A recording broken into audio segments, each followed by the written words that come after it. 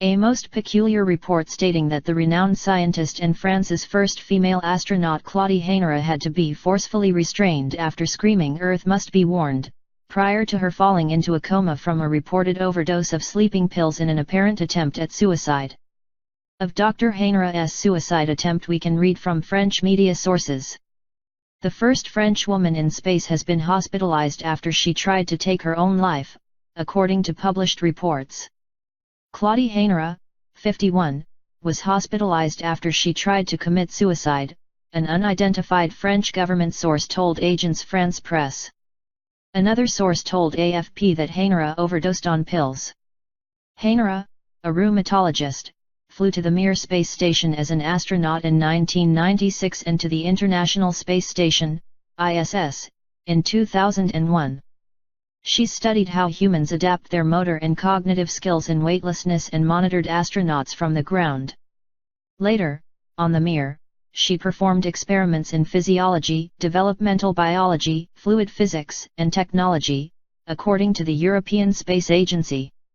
More ominously, these reports continue, was that within hours of Dr. Hainera's alleged suicide attempt her laboratory, where she worked on the forefront of human/alien DNA research, at the world-renowned Pasteur Institute was destroyed by fire, and as we can read as reported by the Associated Press news service.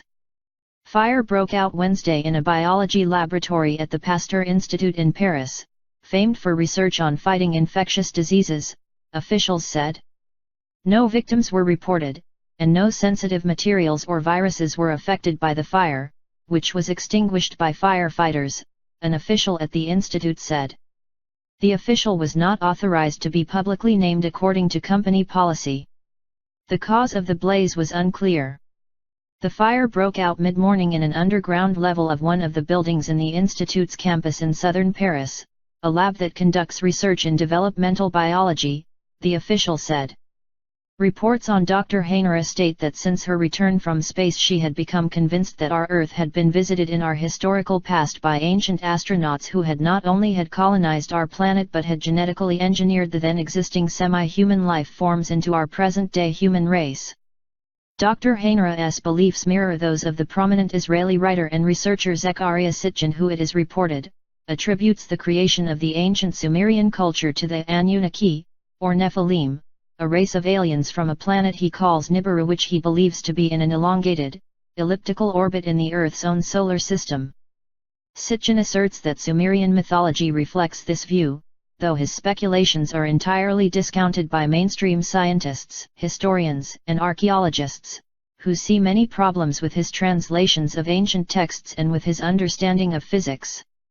It is also interesting to note the timing of Dr. Hainera's alleged suicide attempt coming at the exact time that concerns are growing over the growing deployment of global naval forces around the Middle Eastern region believed to have been the location of the ancient Garden of Eden, and which we had reported on in our December 21 report titled "World Shipping Comes to Halt as Global Navies Prepare for Unprecedented Confrontation," and where we had noted that global naval forces currently steaming towards, or already in, the Gulf of Aden include friends and foes alike: the United States, Iran, China, Russia, Germany, Switzerland, European Union, and India, under what these reports state is the cover story of protecting the shipping lanes of that region from the US-backed pirates operating out of Somalia.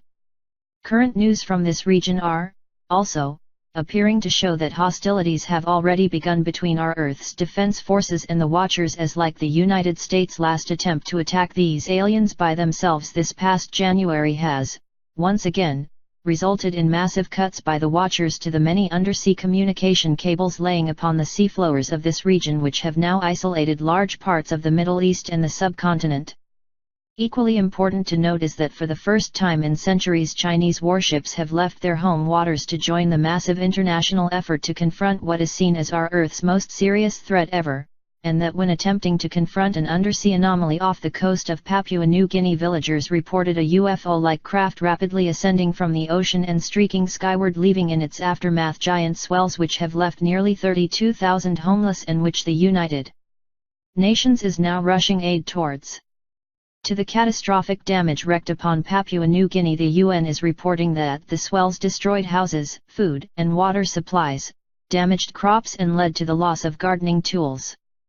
To what Dr. Hainera was attempting to warn our world about it is not to our knowing, other than to point out the obvious conclusion that whatever had caused this most distinguished of scientists to be in such great distress could, indeed, be a prelude of more, and even stranger, events ready to overtake us in the days and months to come.